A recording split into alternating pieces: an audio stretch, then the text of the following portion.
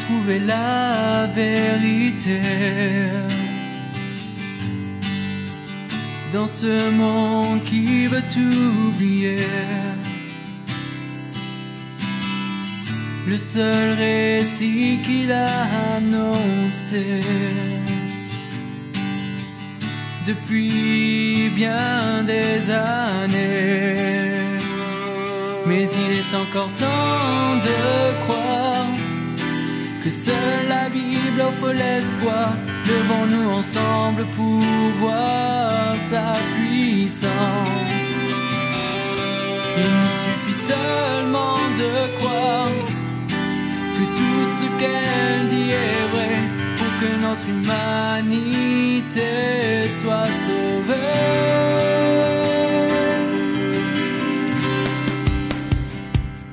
Car elle seule est la vérité, elle seule peut nous éclairer, car seul celui qui l'a inspiré peut vraiment nous libérer. Et pour ce dimanche de Pâques, j'aimerais vous parler ce matin de la première Pâques qui a existé dans toute l'histoire de l'humanité. Et cette histoire s'inscrit dans un moment où Dieu sort son peuple de l'esclavage, alors qu'il était en Égypte, pour les conduire dans un pays, dans la terre promise. Et alors que je vais entamer ici la lecture de la parole de Dieu, j'aimerais saluer tous ceux qui nous regardent, tous ceux qui nous écoutent. Et je ne sais pas si ce matin il y a ici notre frère Mika, mais j'aimerais les saluer s'ils nous regardent. Avec Elodie, ils ont eu leur bébé cette semaine, Anaël, Joy. Alléluia. Amen. On veut les saluer de tout notre cœur. Alléluia. Amen. Gloire à Jésus. Gloire à Jésus. Et nous lisons ce matin dans le livre des Hébreux au chapitre 11 et verset 23. Et c'est un passage qui résume très très bien toute l'histoire de la Pâque, toute l'histoire, tout le sens qui est donné à l'œuvre de Christ pour nous. Parce que ce voyage, cette histoire du peuple hébreu en Égypte qui est sorti de l'esclavage et qui est en route vers le pays promis, au milieu de tout ça, il y a la Pâque.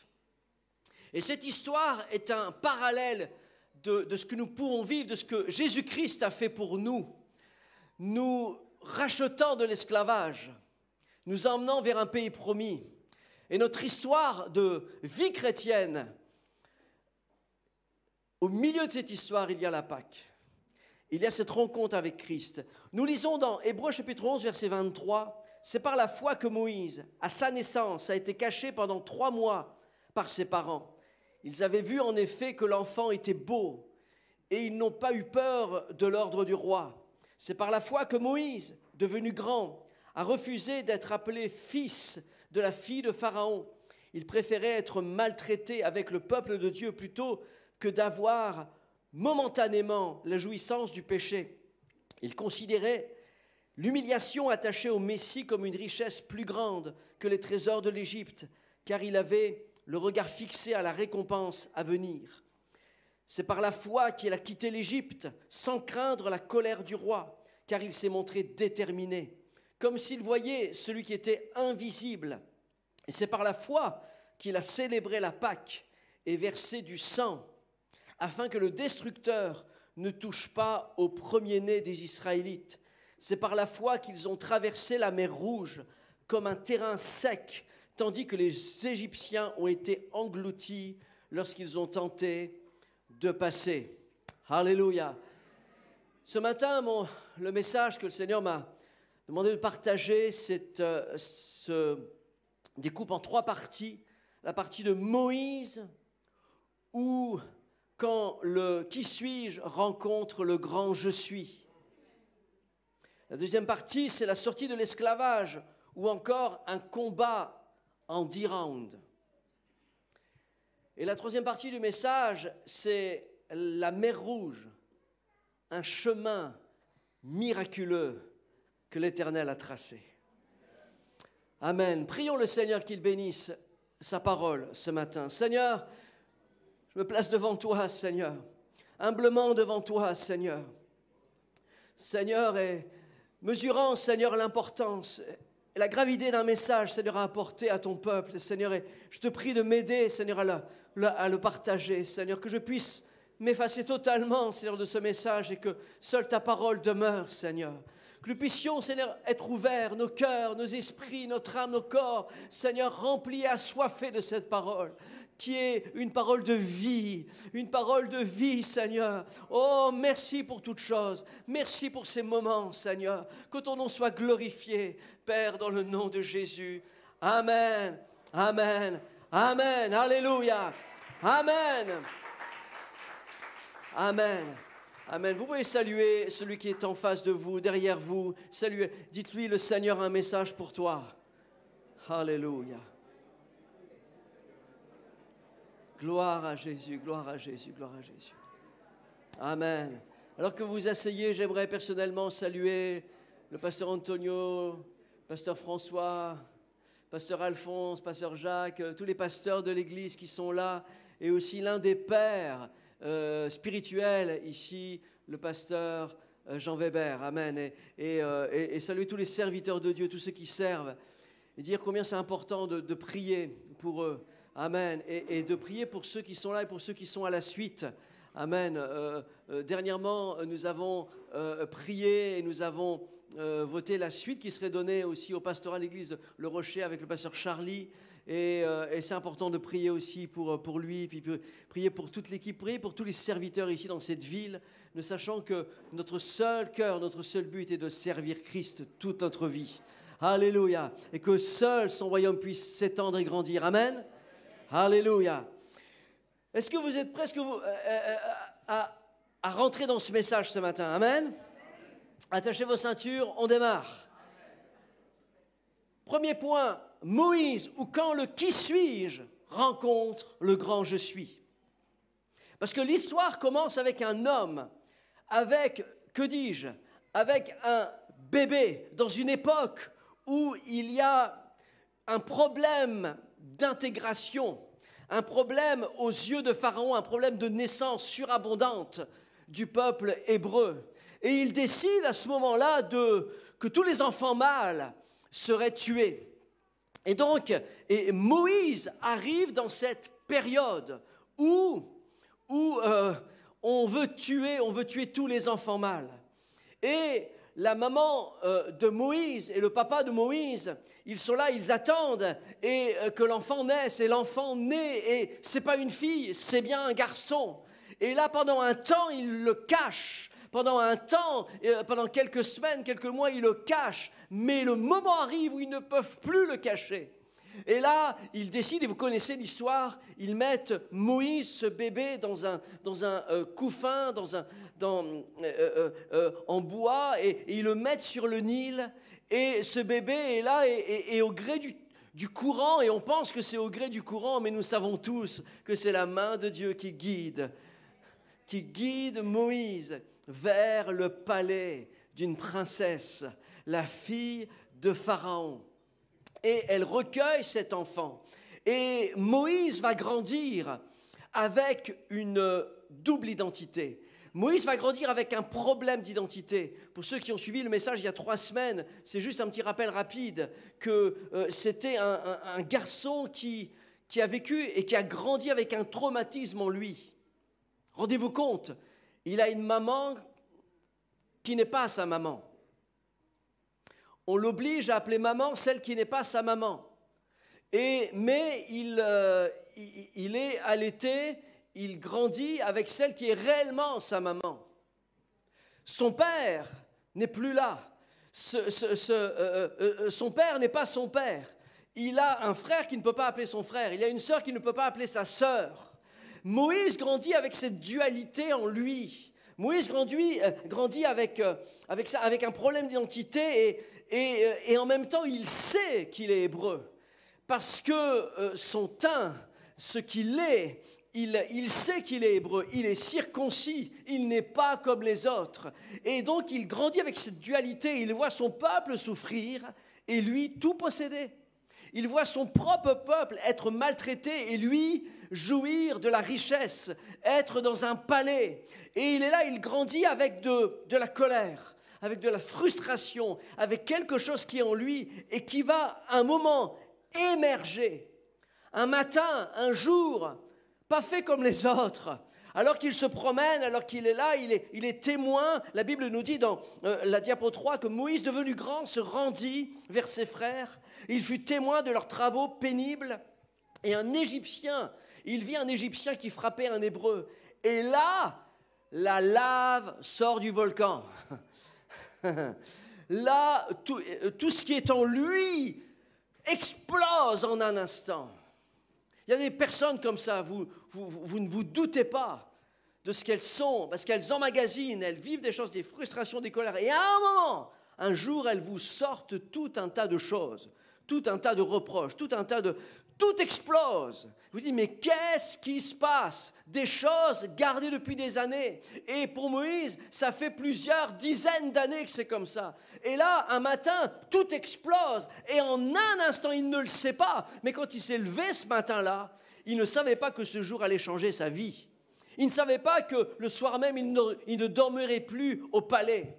Et il est là et il voit cet Égyptien qui frappe l'Hébreu, et lui, il n'en peut plus, il descend de son cheval et il frappe. Et la Bible nous dit, voyant qu'il n'y avait personne, il tua l'Égyptien et le cacha dans le sable. Donc il y a cette volonté de faire mal. Et en hébreu, le mot hébreu, c'est il se déchaîna. Il se déchaîna sur lui, il a totalement disjoncté, il a explosé. Et il le cacha, c'est-à-dire la volonté que ça ne se sache pas. Mais ça se sait. Et finalement, il va s'enfuir, il va partir. Et on voit ici, vous savez, quand on explose comme ça, les gens souvent, ils se trouvent des excuses. C'est pas de leur faute, c'est toujours la faute de quelqu'un. C'est jamais eux. Mais la réalité, c'est qu'au fond de nous-mêmes, lorsque l'on vit des événements, lorsqu'on vit des choses, nous sommes responsables de nos émotions. Personne n'est responsable de nos émotions. Bien sûr, nous ne sommes pas responsables de toutes les circonstances, mais nous sommes responsables de nos émotions. Et le problème de Moïse s'appelle Moïse. Il vit quelque chose, il a explosé, il a totalement disjoncté, et il va tout perdre en un instant. Maintenant, à ce moment-là de sa vie, tout semble fini. Au début de l'histoire, on voit comme l'Éternel qui voit là une famille intègre. Dans cette famille, il choisit un fils. Et ce fils est là, il le place dans un palais pour délivrer son peuple. C'est comme ça qu'on voit le début de l'histoire. Mais à un moment, là, au moment où il s'enfuit, il va dans le désert de Madian. On se dit, c'est terminé. Il a tout gâché. Il a ruiné son potentiel. Il a ruiné sa destinée. Il a ruiné sa vie. Il a ruiné tout ce qui était là, tout l'espoir qui était là en lui. Mais la Bible nous dit que 40 ans plus tard, l'Éternel avait toujours les regards sur lui. Laisse-moi te dire, mon frère, ma soeur, mon ami, toi qui es là ce matin, peu importe ta vie, peu importe ce que tu as fait, peu importe le gâchis, peu importe l'explosion que tu as, peu importe les événements qui ont entamé ta vie, qui semblent ruiner ton avenir, ton ministère, ta vie, peu importe, l'Éternel a toujours un regard sur toi. Et la Bible nous dit que si nous confessons nos péchés, il est fidèle et juste pour nous les pardonner. Alléluia, Amen. Mais le problème, c'est si nous confessons nos péchés, les gens se trouvent toujours des excuses. Mais si nous le faisons, il est fidèle et juste pour nous les pardonner. Et là, ces 40 ans là dans le désert sont comme 40 ans de purification, 40 ans de sanctification, 40 ans de mise à l'écart, de mise à l'épreuve. 40 ans plus tard, on voit que 40 ans plus tard, Dieu ne l'a pas oublié. Peu importe le temps qui passe, Dieu ne t'a pas oublié. Amen. Moïse faisait paître le troupeau de Jéthro, c'était même pas le sien. Et on voit ici, il y avait un ange, l'ange de l'Éternel lui apparut dans une flamme de feu au milieu du buisson. On voit, il y a un feu qui brûle toujours. Peu importe les circonstances, même dans le désert, même là où on s'y attend le moins, Dieu veut faire brûler un feu dans ton désert. Alléluia, amen. L'Éternel vient te rejoindre là où tu es, dans le désert que tu es. Amen. Il y a un feu, mais est-ce que tu vas y prêter attention? C'est là la question, parce que Moïse dit, je veux me détourner pour voir cette grande vision. Et pourquoi le buisson ne se consume pas? C'est le geste qui va transformer sa vie. Je veux me détourner. Il se détourne, il vient voir, il y a une voix qui l'appelle depuis le buisson, comme il y a une voix qui t'appelle ici ce matin et qui t'appelle par ton nom. Moïse, Moïse. Et le Seigneur t'appelle par ton nom ce matin pour que tu te détournes dans le désert que tu es, parce qu'il y a une mission, parce qu'il y a une destinée, parce qu'il y a quelque chose à faire dans ta génération, dans ton époque. Tu n'es pas né par hasard, tu n'es pas là par hasard, tu n'es pas à Troyes par hasard. Dieu t'a placé pour quelque chose et Dieu t'appelle par ton nom. Et il t'appelle par ton nom. Il dit, viens, approche-toi, alléluia. Et Moïse répond, me voici, me voici. Alors il s'approche. Et là, à cette étape, on voit ici que Moïse ne connaît pas Dieu comme le connaissaient ses pères. Moïse a besoin d'une expérience personnelle. Il a entendu parler de Dieu. Il a entendu parler. Il y avait ce que l'on appelait à ce moment-là la tradition orale, et tout se faisait on communiquait les choses. Et Moïse ne connaît pas Dieu, parce que lorsqu'il parle de Dieu, il dit le Dieu, il parle du Dieu de ses pères. C'est-à-dire que ce n'est pas encore son Dieu, c'est le Dieu de ses pères. Moïse a besoin d'une expérience du buisson ardent. Moïse a besoin d'une expérience. Et alors qu'il l'appelle, on voit même plus loin même que même les Hébreux ne connaissaient pas Dieu. Ils avaient entendu parler, mais ça faisait 400 ans qu'ils étaient là. Et on voit ici dans Exode chapitre 3, verset 8, l'Éternel qui dit à Moïse, eh bien, je suis descendu pour le délivrer de la domination des Égyptiens, pour le faire monter de ce pays jusque dans un bon et vaste pays où coule le lait et le miel. Maintenant, les cris des Israélites sont venus jusqu'à moi. C'est-à-dire qu'ils ont simplement crié, ils en avaient assez de souffrir. Mais on voit le peu de niveau spirituel qu'ils avaient. Quand à un moment ils veulent se faire une représentation de Dieu, ils font un veau d'or. Parce que tout ce qu'ils ont connu pendant 400 ans, c'est de l'idolâtrie. Mais tout au début, rappelez-vous l'histoire, tout au début, il y avait une bonne connaissance de Dieu, de qui était Dieu. Quand on pense à Joseph, c'est parce que Joseph se retrouvait en Égypte que tout ce peuple-là est devenu esclave plus tard. Joseph, il est né dans une famille où on connaissait Dieu. Il y avait là comme une dynastie spirituelle, comme une famille spirituelle, des personnes qui servaient Dieu. Rendez-vous compte, Joseph était en Égypte, mais son papa c'était Jacob, qui est devenu Israël. Son grand-père c'était Isaac, le fils obéissant. Son arrière-grand-père c'était Abraham, le père de la foi. On ne peut pas faire mieux comme descendance spirituelle, vous êtes d'accord avec moi? Mais c'est bon de penser que dans la parole de Dieu, Dieu se choisit des hommes, des familles, pour construire son royaume. On ne devrait jamais avoir honte de ça, que Dieu construit des familles pour son plan, pour accomplir sa destinée. C'est toujours une histoire de famille. Après le déluge, on parle de la famille de Noé et de ses fils.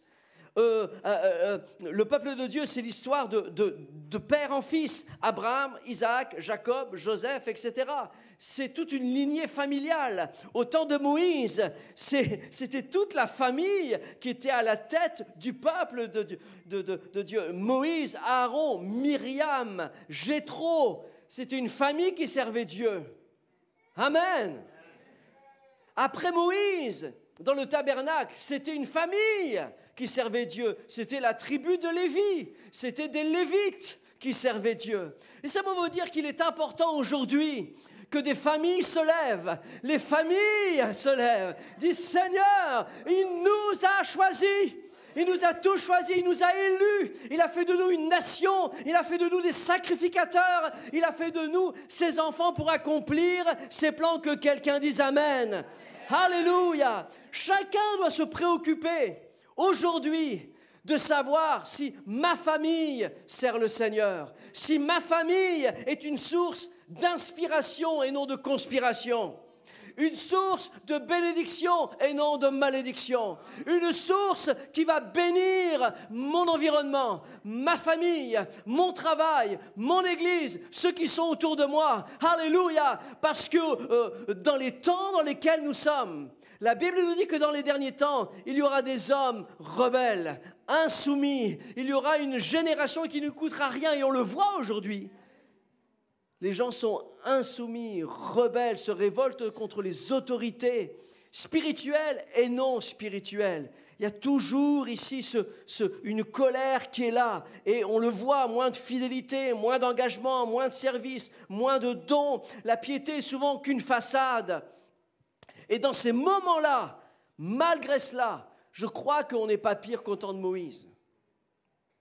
Au temps de Moïse, ça faisait 400 ans sans église, 400 ans sans berger spirituel, 400 ans sans louange, 400 ans sans quelqu'un qui est là pour nous dire ce qu'il faut faire. Et 400 ans, à cette époque-là, il n'y avait pas les écrits. C'est Moïse qui les a réalisés plus tard. Mais dans ces moments-là, ce qui me touche dans la parole que nous avons lue, c'est que, ici, la parole est là, et maintenant des cris des Israélites sont venus jusque moi.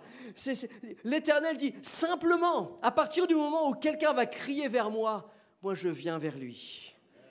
Peu importe sa connaissance, ce n'est pas une question de niveau spirituel, ce n'est pas une question de maturité spirituelle. Peu importe ton passé, peu importe ta famille, peu importe ta culture, la Bible nous dit que quand un malheureux crie, l'Éternel entend et il le sauve de toutes ses détresses. Alléluia, acclamons le Seigneur parce que c'est ce qu'il veut faire ici ce matin. Alléluia. Simplement, tu penses que tu n'es pas dans la bonne famille. Tu penses que tu n'es pas né au bon endroit. Oh, quand un malheureux crie, l'Éternel entend. Je comprends. Moïse peut te comprendre. Parce que lui dira à l'Éternel, mais qui suis-je? C'est la rencontre du qui suis-je qui rencontre le grand je suis. Qui suis-je pour aller trouver le Pharaon et pour faire sortir les Israélites d'Égypte? Dieu dit, je serai avec toi. Dieu dit à Moïse, je suis celui qui suis. Et il ajouta, voici ce que tu diras aux Israélites. Je suis m'a envoyé vers vous. Alléluia. C'est le qui suis-je qui rencontre le grand je suis.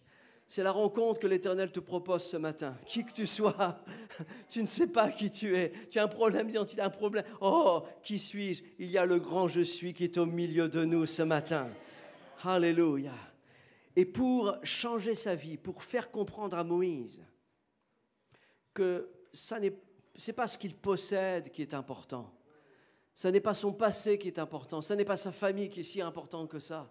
Ce qui est important, c'est simplement ce qu'il va pouvoir donner à l'Éternel. Seigneur te demande ce matin, peu importe ce que tu as, donne-le-moi.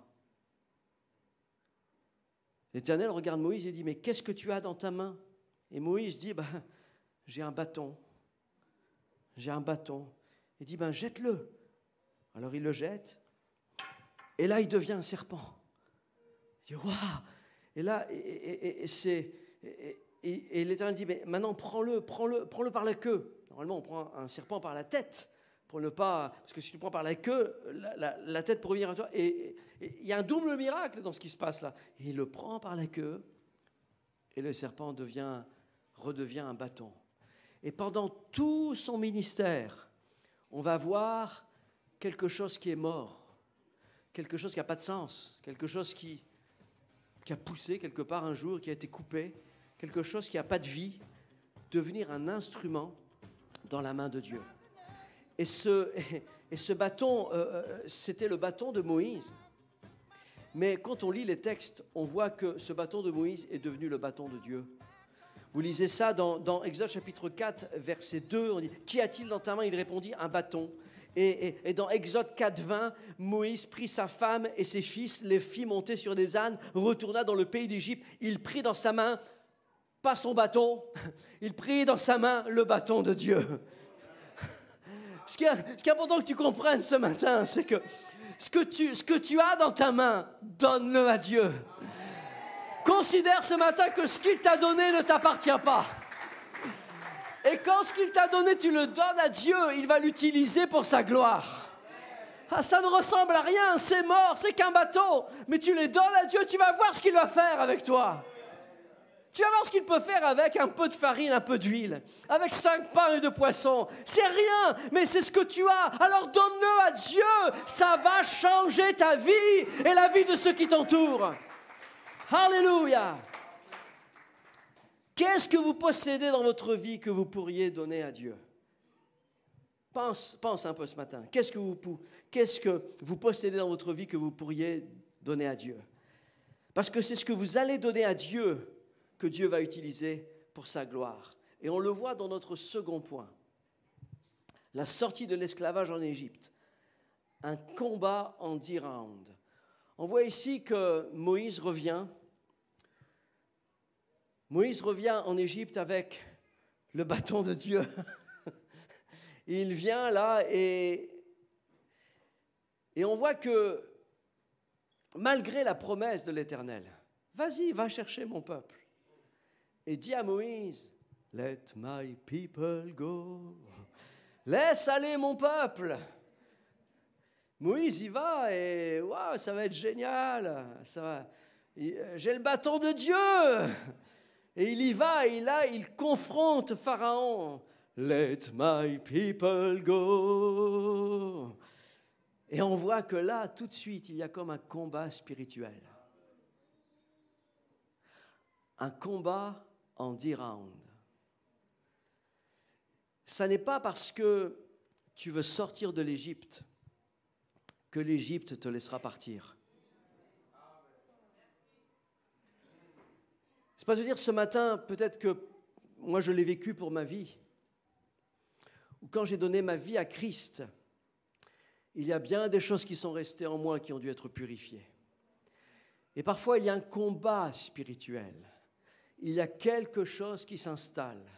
Mais dans ce que l'on voit ici, Moïse est une représentation de Christ. Quelqu'un qui a été choisi pour libérer son peuple, comme Christ a été choisi comme fils de Dieu pour libérer son peuple. Et on voit que Moïse vient avec son bâton. Et Christ vient avec la croix. Et il y a un combat spirituel qui s'instaure pour que l'Égypte sorte de nous. Ce n'est pas parce que tu veux sortir de l'Égypte que l'Égypte sortira de toi comme ça. Il y a un combat qui s'installe. Et un combat, imaginez un petit peu ce matin, c'est comme un immense ring. Et le combat qui va s'instaurer ici, c'est un combat en 10 rounds, 10 plays. Parce que c'est pas que l'Éternel voulait faire mal à l'Égypte, mais c'est que l'Éternel, pendant les 10 rounds, l'Éternel va détruire toutes les idoles et toutes les divinités païennes de l'Égypte. L'Éternel veut définitivement détruire les divinités, les humilier en Égypte, pour que tu sortes de l'Égypte avec la pensée en toi que ces idoles-là ne peuvent absolument rien t'apporter, mais que l'Éternel qui te fait sortir, c'est lui ton Dieu. Alors c'est un combat en 10 rounds. Le premier round, l'Éternel confronte le Dieu du Nil, Hapi. Parce que les Égyptiens adoraient Hapi. Et l'Éternel dit à Moïse, prends ton bâton, étends ta main sur les eaux des Égyptiens. Et à ce moment-là, quand Moïse prend le bâton de Dieu, qui le met, il l'étend sur les eaux. Les eaux sont changées en sang. Les eaux sont corrompues. Et eux peuvent adorer le Dieu Hapi, mais le Dieu Hapi est humilié. Les poissons meurent. Alléluia! Amen. Les Égyptiens adoraient le dieu Eket, la déesse des grenouilles, la symbole de fécondité. C'était le concept, la grenouille, c'est le concept égyptien de la résurrection. Mais l'Éternel dit à Moïse, étends ta main, prends ton bâton, pointe-le sur les rivières, sur les ruisseaux, sur les étangs et fais monter les grenouilles sur le pays d'Égypte. Et Aaron étendit sa main sur les eaux de l'Égypte. Et les grenouilles montèrent et couvrirent le pays d'Égypte. Et on voit que les grenouilles ont évangélisé. Il y avait des grenouilles partout dans toute l'Égypte en disant « Crois, crois, crois, crois, crois ». Mais les Égyptiens et Pharaon s'est endurci. Alors il y a un troisième round. L'Éternel a confronté le dieu Thoth, à qui on attribuait l'invention des arts magiques, des arts occultes. Et il y a eu des moustiques. Il étendit sa main avec son bâton sur la poussière de la terre. Toute la poussière fut changée en poux. Et tout le pays d'Égypte a été rempli de poux. Et les magiciens dirent à Pharaon, c'est le doigt de Dieu. C'est le doigt de Dieu. Et le cœur de Pharaon s'endurcit. Quatrième round. Quatrième round. Les Égyptiens adoraient le dieu Belzébul. Vous avez entendu parler de Belzébul? Le dieu des mouches. Et on voit que là, c'est la même chose. Il y a aussi Moïse qui est là, Aaron qui sont là. Et le pays est envahi de mouches vénineuses dans la maison de Pharaon et de ses serviteurs. Et tout le pays d'Égypte fut dévasté par des mouches. Et ça veut dire que tout cela, là, tous ces dieux, toutes ces divinités représentent des choses dans lesquelles Dieu veut nous libérer. Les mouches, vous savez, c'est là, vous dormez, c'est comme les poux, etc. C'est des choses qui sont... Les poux, c'est des choses que tu ne vois pas, mais qui se mettent là, puis à un moment, ça te gratte, c'est là, c'est plein la tête. Les mouches représentent un petit peu toutes les pensées. C'est la mouche, tu es là et tu veux être trempé, puis la mouche est là... Zzz, zzz, quelque chose qui te tourmente, quelque chose qui est là. Laissez-moi vous dire une chose, l'œuvre de Christ est là pour détruire Thoth, est là pour détruire Belzébul, est là pour détruire toutes ces divinités. Alléluia! Parce que la Bible nous dit que les armes avec lesquelles nous combattons ne sont pas humaines, mais elles sont puissantes pour renverser toutes les forteresses. Nous renversons tous les raisonnements, tout obstacle qui s'élève avec orgueil contre la connaissance de Dieu. Alléluia! Les Égyptiens aussi, cinquième round, l'Éternel confronte et humilie les divinités païennes. Il humilie la déesse Hathor, qui était une vache, c'était une idole, c'était une vache. Et vous êtes d'accord avec moi qu'ils adoraient Hathor, cette... Et ils étaient là, ici, Exode 9, verset 4, l'Éternel distinguera entre les troupeaux d'Israël et les troupeaux des Égyptiens. Il ne périra rien de tout ce qui est aux enfants de Dieu. Dans toutes ces choses-là, dans les plaies qui sont là infligées à l'Égypte, le peuple de Dieu n'est pas touché. Le bétail des Égyptiens est touché, mais eux n'est pas touché. Regarde un petit peu ce qui est touché dans ta vie ou dans la vie de quelqu'un et ce qui est préservé dans la tienne. Regarde un petit peu ce qui se passe. Il y a comme une protection, il y a quelque chose. Tous les troupeaux des Égyptiens périrent. Il ne périt pas une bête des troupeaux des enfants d'Israël. Alléluia! Vous savez pourquoi? Parce que l'Éternel regarde les troupeaux et dit je pourvois au sacrifice plus tard dans le tabernacle. Ils vont partir avec ça. Alléluia! Amen. L'Éternel confronte également, septième plaie, il y a la violente pluie de grêle. L'Éternel confronte les divinités Respou, qui étaient les dieux à qui on attribuait la maîtrise des éléments naturels. Ils adoraient pour qu'il y ait de la pluie, ils adoraient pour qu'il y ait du soleil, ils adoraient pour qu'il y ait tout ça, et ils adoraient Respou. Mais l'Éternel dit, je vais l'humilier, cette idole. Et l'Éternel envoie la grêle. Et on voit ici que la grêle frappa tout le pays d'Égypte, mais pas le pays de Goshen où les enfants d'Israël vivaient. Dieu protège son peuple. Dieu protège les récoltes de son peuple. Dieu protège ses enfants. Oh, 1000 tombent à ta droite, 10 000 à ta gauche. Tu ne seras pas atteint. Alléluia. Amen. Amen. 8e round. Pharaon essaye de se relever. Les magiciens essayent de se relever. Ils ont été humiliés cette fois. Mais il y a un 8e round. Et le 8e round, c'est les sauterelles. L'Éternel leur avait fait grâce de laisser un petit peu de verdure encore, de laisser un petit peu de récolte, au cas où ils capituleraient à ce moment-là. Mais ils n'ont pas capitulé. Alors l'Éternel envoie les sauterelles sur le pays d'Égypte. Et là, ça humilie le dieu Mine, le dieu de la récolte. Ouais, ils avaient des dieux pour tout. Elles dévorèrent toute l'herbe de la terre et tout le fruit des arbres, Diapo 17, de tout ce que la grêle avait laissé. Il ne resta aucune verdure, ni aux arbres, ni à l'herbe des champs, dans tout le pays d'Égypte. Et là, Pharaon dit, non mais ok, j'ai péché contre l'Éternel. On semble qu'il va regretter, il se relève et dit, ok, c'est bon. Finalement, il reprend son souffle et il y a un 9e round qui est là. Il y a un 9e round. Et là c'est un round où on voit que, parce que les Égyptiens qui adoraient le dieu Ra, le dieu soleil, et le dieu Horus, ainsi que Thoth, le dieu de la lune, et on voit que l'Éternel ici envoie une plaie, c'est les ténèbres sur toute l'Égypte. Sauf là où habitaient les enfants d'Israël. Rendez-vous compte un petit peu. C'est Moïse étendit sa main vers le ciel. Il y eut d'épaisses ténèbres dans tout le pays d'Égypte pendant 3 jours. Oh, ça ne vous rappelle rien? Pendant 3 jours. Oh,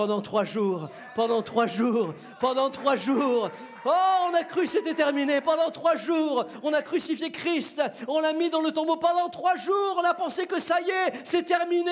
Satan a gagné. Non, Jésus-Christ, pendant 3 jours, était là, était parti prêcher aux esprits qui étaient en prison. Jésus n'arrête jamais de prêcher. Jésus n'arrête jamais de vivre. Jésus ne meurt pas. Alléluia.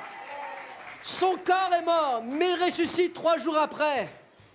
La lumière brille toujours sur son peuple. On voit ici, pendant 3 jours, on ne se voyait pas les uns les autres et personne ne se leva de sa place pendant 3 jours. Mais il y avait de la lumière dans les lieux où habitaient tous les enfants d'Israël. Laisse-moi te dire ici, à toi qui vis des moments difficiles, à toi qui vis des luttes et ce combat spirituel, tu es dans un round avec ton ennemi, avec quelque chose avec laquelle tu luttes. Laisse-moi te dire que la Bible dit dans Joël 22, 28, « À tes résolutions répondra le succès, sur tes sentiers brillera la lumière. » Alléluia. Et finalement, on arrive ici au 10e round, où là, ça va être fatal pour Pharaon.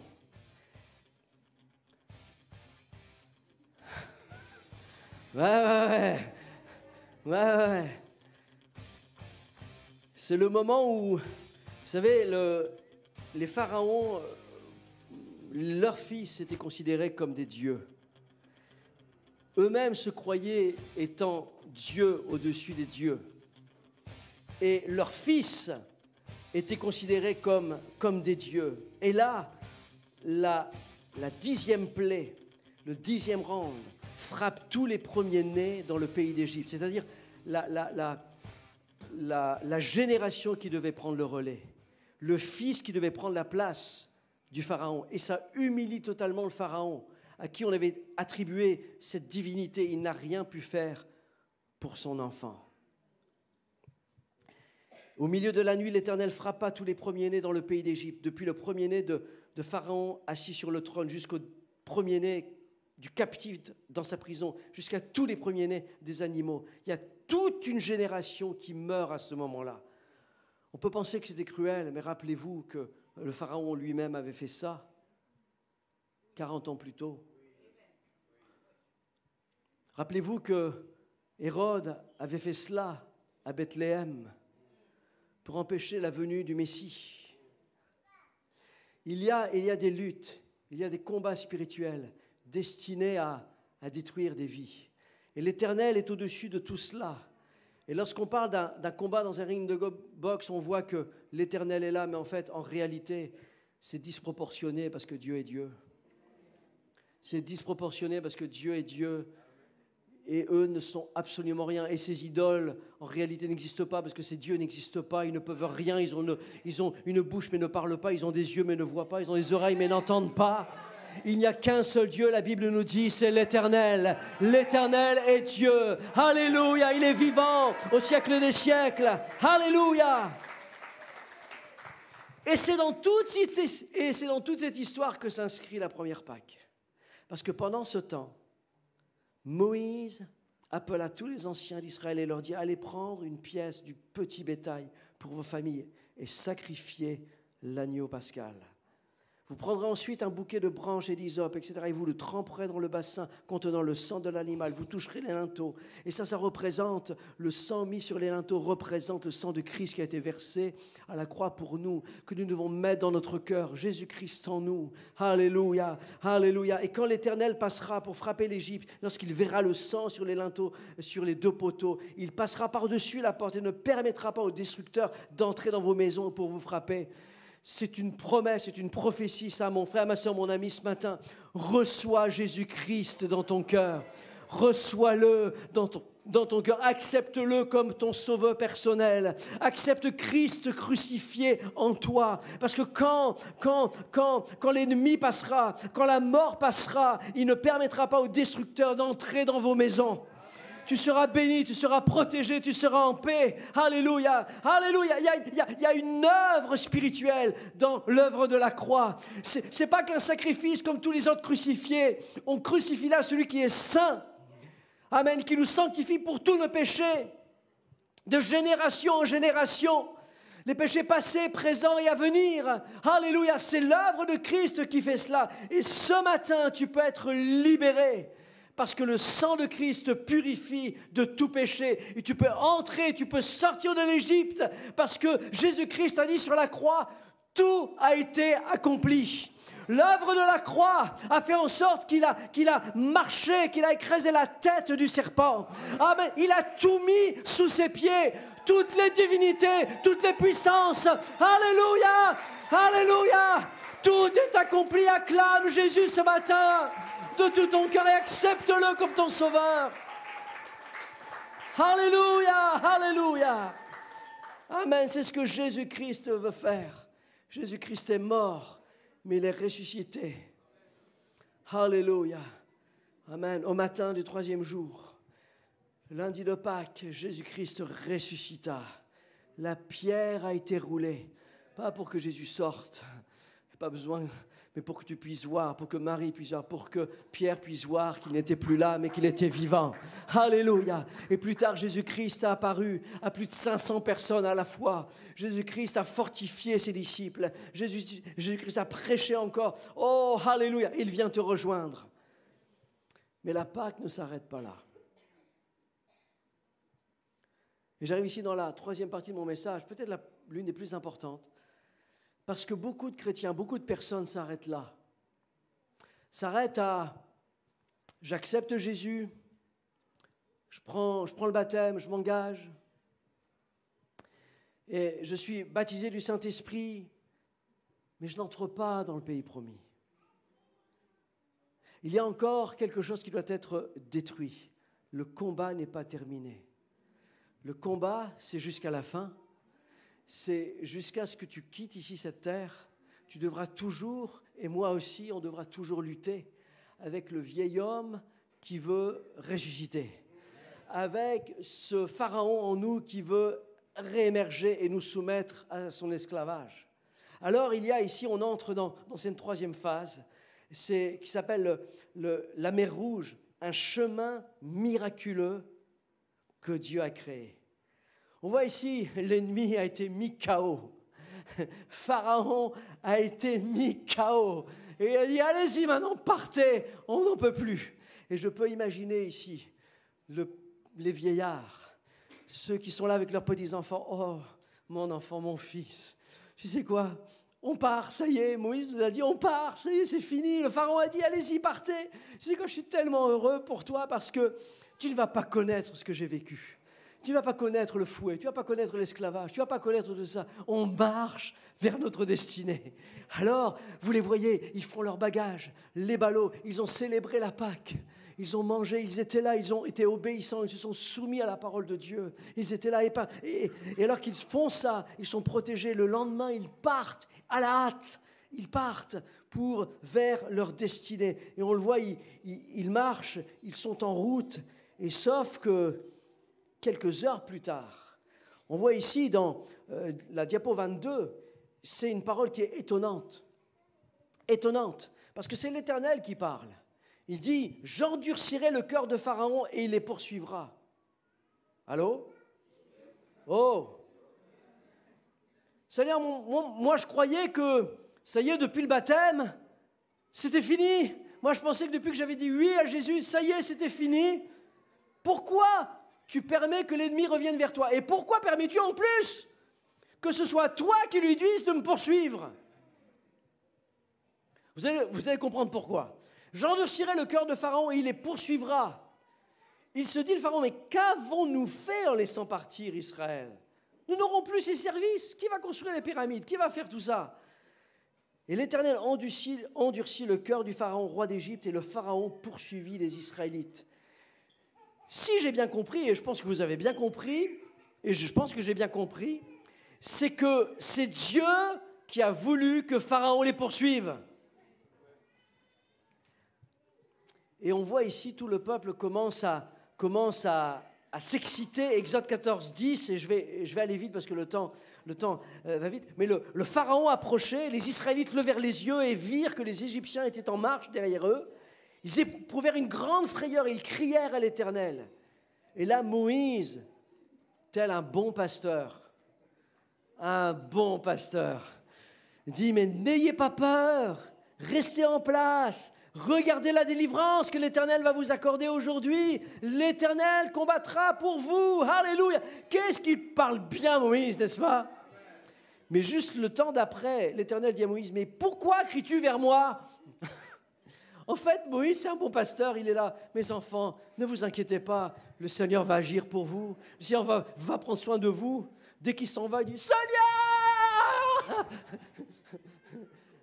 Parfois, on est comme ça, nous les pasteurs. Soyez en paix. Seigneur! Vois les factures, Seigneur. Vois ceci, vois cela. Mais l'Éternel dit, hé, Moïse, pourquoi cries-tu vers moi? Dis aux Israélites de se mettre en marche. Écoutez bien, c'est là la clé du message. Dis aux Israélites de se remettre en marche. De se remettre en marche. Et toi, lève ton bâton, étends ta main vers la mer et fends-la. Mon frère, ma sœur, quand tu es bloqué dans une situation, quand tu es bloqué comme les Israélites ici, dans une impasse, il y a l'ennemi qui te poursuit, et devant toi, il n'y a qu'une mer. C'est une impasse, il n'y a pas de chemin, il n'y a rien. Le Seigneur dit qu'il se lève et qu'il se remette en marche. Peut-être que tu t'as arrêté de marcher. Peut-être qu'avec les souffrances, les blessures, peut-être qu'avec toutes les circonstances, les choses se sont dégradées dans ta vie, dans ta famille, dégradées dans ton âme, dans tes pensées, dans ton cœur. Et tout ça, ça t'a affaibli. Et tu t'es arrêté, tu t'es dit, mais à quoi bon? À quoi bon marcher? À quoi bon continuer? À quoi bon tout ça finalement? À quoi bon tous ces sacrifices? À quoi bon tout ça? Et tu t'es arrêté de marcher. Mais le Seigneur te dit, non mon enfant, lève-toi, remets-toi en marche. Remets-toi en marche, parce qu'il y a là mon oint, qui m'a donné son bâton. Et il va simplement le lever et la mer va s'ouvrir. Dieu crée un chemin là où il n'y a pas de chemin. Dieu crée un chemin là où il n'y avait pas de chemin. Alléluia, Dieu crée un chemin. Dis-le pour toi, dis-le tout haut. Dieu crée un chemin là où il n'y a pas de chemin. Dis-le pour ta vie, Dieu crée un chemin. Dis-le pour ta famille, dis-le pour ton mari, dis-le pour tes fils et tes filles, dis-le pour ton épouse. Là où il n'y a pas de chemin, Dieu crée un chemin. Alléluia. Alors ils avancent. Et laissez-moi vous dire que Pourquoi ils avancent? Parce que maintenant le chemin s'ouvre et il y a toujours le pharaon qui est derrière. Il y a 600 chars qui sont là derrière eux. Et eux marchent. Ce qui nous fait marcher parfois, c'est l'ennemi. Ce qui fait prier parfois une maman, c'est quand l'ennemi a pris son fils dans ses griffes et dans ses filets. Il n'y a rien de plus beau, il n'y a pas de plus puissante prière d'une maman quand elle voit son fils et sa fille dans les liens de l'ennemi. Quand on est comme ça, pressé, oppressé, c'est là qu'on crie à Dieu, souvent. C'est là que nos prières sont les plus sincères et les plus vraies. Vous savez, il y a quelques 200 ans en arrière, le poisson à la mode. Aujourd'hui, c'est quoi le poisson à la mode? C'est quoi le poisson à la mode aujourd'hui dans les repas de fête? C'est le saumon. Il y a 200 ans, c'était pas le saumon. Il y a 200 ans, c'était le cabillaud. Et ce que je vous dis, c'est une histoire vraie. C'était le cabillaud. Et le cabillaud était pêché, et notamment dans la côte est des États-Unis, il y avait des grands chefs cuisiniers qui étaient là et qui cuisinaient à merveille le cabillaud. Et quand la plupart ont émigré vers la côte ouest des États-Unis pour l'or, pour toutes ces choses-là, ils ont dit, mais nous, on aimerait bien manger encore du cabillaud. Et de l'autre côté, la mer est chaude et il n'y a pas de cabillaud. Le cabillaud se reproduit dans les mers froides. Alors, ils ont eu l'idée, écoute, on va prendre du cabillaud et puis on va l'emmener. Et puis, à cette époque-là, il n'y a pas d'avion. Le train, tu peux marcher à côté. Donc, il n'y a pas beaucoup de moyens rapides, il n'y a pas de TGV, quoi. Et donc, ils ont pris le cabillaud et ils l'ont transporté. Quand il est arrivé de l'autre côté, il ne sentait pas bon. Ils ont dit, on ne va pas manger ça. Donc, ils ont dit, c'est mort, on ne va pas manger ça. Donc, ils ont dit, mais non, mais ce qu'on va faire, on prend le cabillaud et on va le mettre dans des bacs à glaçons. Comme ça, quand il va arriver de l'autre côté, il sera plus ou moins frais et il sera peut-être comestible. Et c'est ce qu'ils ont fait, donc ils l'ont mis dans des bacs à glaçons et ils l'ont mis dans un train, et au bout de 7-8 jours, c'est arrivé de l'autre côté, mais tout avait fondu. Le poisson, il était un peu plus frais que la première fois, mais il n'était pas aussi frais que ça. Alors ils se sont dit, mais non, on va faire autre chose, on va mettre le poisson vivant dans des bassins d'eau, dans des wagons. Quand même. Donc, c'est ce qu'ils ont fait. Ils ont fait comme des grandes piscines dans des wagons et ils ont mis le poisson vivant dans les bassins d'eau. Et quand il est arrivé de l'autre côté, le poisson, il était vivant. Il n'y a pas plus frais que vivant. Enfin, je pense. Et donc, il est arrivé. Et ils ont cuisiné, les chefs ont cuisiné le cabillaud, mais il n'était pas aussi bon que de l'autre côté. Je me dis, mais qu'est-ce qui se passe? En fait, le poisson était vivant, mais il était léthargique, il ne bougeait pas, il était là, il était dans l'eau, il était vivant, mais il ne bougeait pas. Je me dis, non, mais ce qu'on va faire, on va mettre un prédateur dans le bassin. Et c'est là et le prédateur du cabillaud, c'est la lamproie. Et la lamproie, c'est un petit poisson avec une bouche ronde, et puis il y a des petites dents qui viennent mordre le poisson pour lui prendre le sang. Voilà. Et là, ils se sont dit, c'est ça qu'on va faire. On va mettre une lamproie dans les bassins d'eau. Et là, c'est ce qu'ils ont fait. Et quand 7 à 8 jours plus tard, quand le poisson est arrivé, il était vivant et bien vivant. Il était vivace, il était frais, parce qu'il ne voulait pas se faire mordre par la lamproie. Et parfois, dans nos aquariums de vie spirituelle,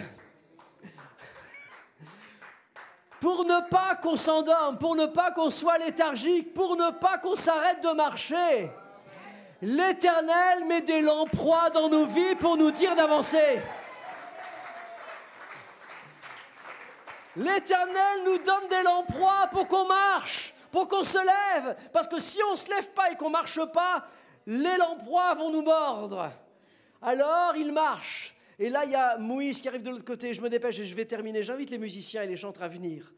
Et quand ils arrivent de l'autre côté, on voit ici qu'ils ont peur. On voit que ils avancent parce qu'ils ont peur, parce qu'ils voient le pharaon et les chars arriver. Et vous êtes d'accord que la Bible nous dit que parce qu'ils ont entendu le bruit des sabots, qu'ils ont eu peur, ils sont mis à crier.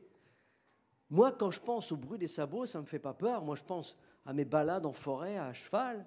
Je pense à ces balades en Camargue avec... Mais eux, ça fait peur. Parce que eux, le bruit des sabots, ça les fait revenir en arrière, en Égypte, là où quand un cavalier arrivait avec son fouet, allait les frapper, allait leur faire mal. Et en fait, ce qui leur fait mal à eux, ce qui les effraie à eux, ne m'effraie pas moi. Et parfois, ta douleur, les choses de ton passé, qui moi ne me feraient rien du tout, toi, elles t'affectent. Et quand elles reviennent au galop, ça te fait peur. Voilà pourquoi, quelle que soit la douleur, quel que soit ce que tu as vécu dans ta vie, je suis infiniment respectueux de ce que tu peux vivre en ce moment même. Et ce que l'Éternel est en train de faire avec son peuple, c'est qu'il les fait avancer dans cette mer pour que son ennemi s'avance aussi, mais pour que de l'autre côté, Moïse utilise encore une nouvelle fois son bâton pour refermer la mer sur ceux qui les poursuivaient. Et ce bâton qui représente le bois de la croix où Christ a été crucifié. Tu dois aussi prier pour ça ce matin. Dire Seigneur, l'œuvre de la croix, ce n'est pas simplement pour que tu meurs pour mes péchés, mais c'est pour que tu refermes un passé qui voudrait me poursuivre. Pour que tu détruises à jamais non seulement le Pharaon. Ce que l'Éternel ne voulait pas, ce n'était pas simplement les éloigner de l'Égypte, mais c'était de détruire ceux qui voulaient leur faire du mal, à tout jamais. Et quand ils sont arrivés de l'autre côté, Moïse, il a étendu sa main. Comment on va le faire ici ce matin? Et ils ont eu la victoire totale. Et excusez-moi de finir comme ça, mais quand on regarde ici le texte, on voit ici que alors qu'ils font ça, alors que finalement ils arrivent de l'autre côté, on voit que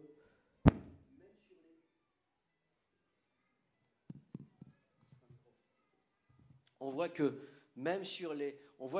ils sont arrivés de l'autre côté, la mer s'est refermée. Elle s'est refermée sur le passé, elle s'est refermée sur tout ce qui leur faisait mal. C'était détruit à jamais. Ils rentrent dans le pays de Canaan. Mais quand ils regardent, la Bible nous dit qu'il y avait même les cadavres. Il y avait des cadavres qui flottaient et qui arrivaient même sur les berges. Dieu ne t'a pas racheté.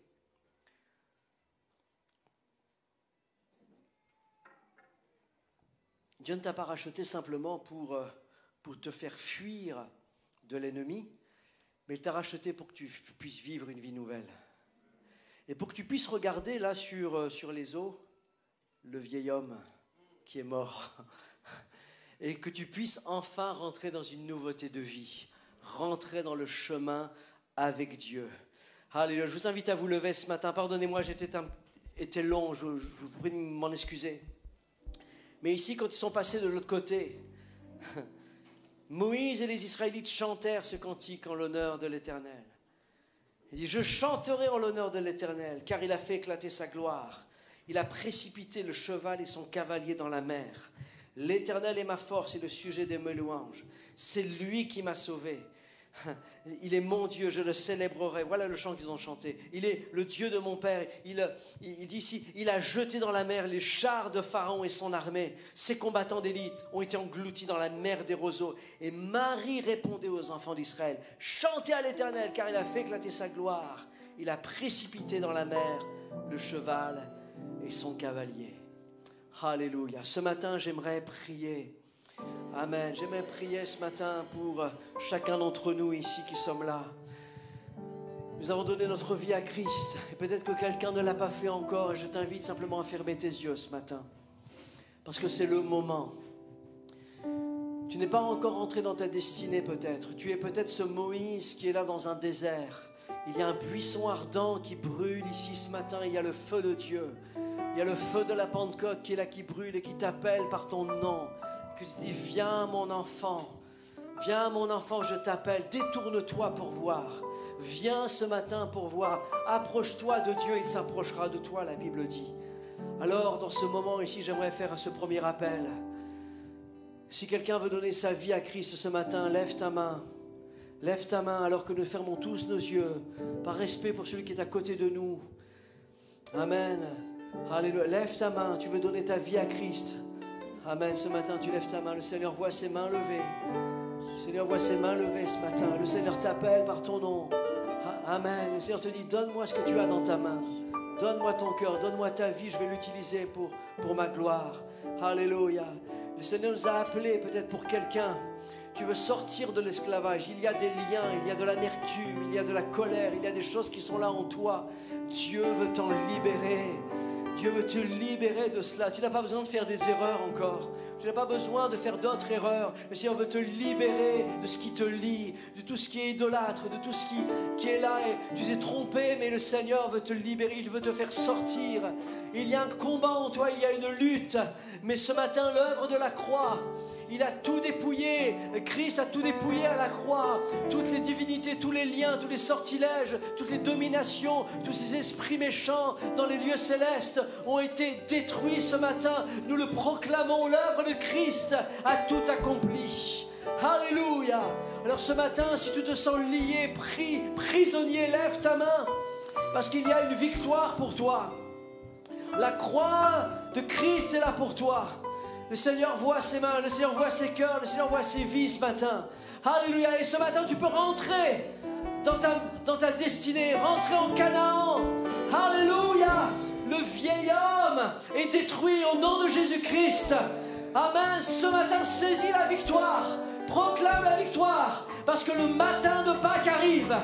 Jésus-Christ est mort, mais il est ressuscité. C'est ce que nous proclamons au travers de cette histoire. Jésus-Christ est mort, mais il est ressuscité. Et il trace un chemin. Alléluia.